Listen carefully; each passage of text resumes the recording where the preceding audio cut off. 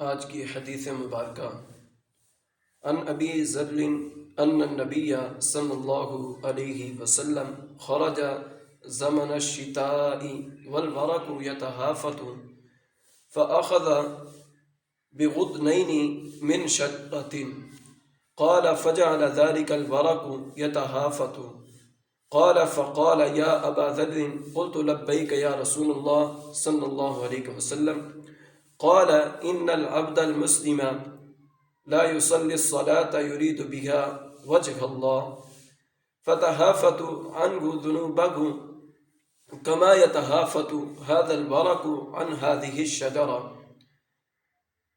حضرت ابو ذر رضی اللہ تعالی عنہ سے روایت ہے کہ رسول اللہ صلی اللہ تعالی علیہ وسلم ایک دن سردی کے ایام میں باہر تشریف لے گئے اور درختوں کے پتے از خود جڑ رہے تھے۔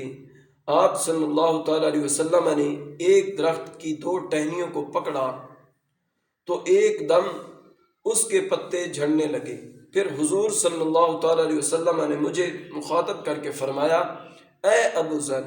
میں نے عرض کیا، جی یا رسول اللہ صلی اللہ علیہ وسلم، میں حاضر ہوں یا رسول اللہ صلی اللہ علیہ وسلم۔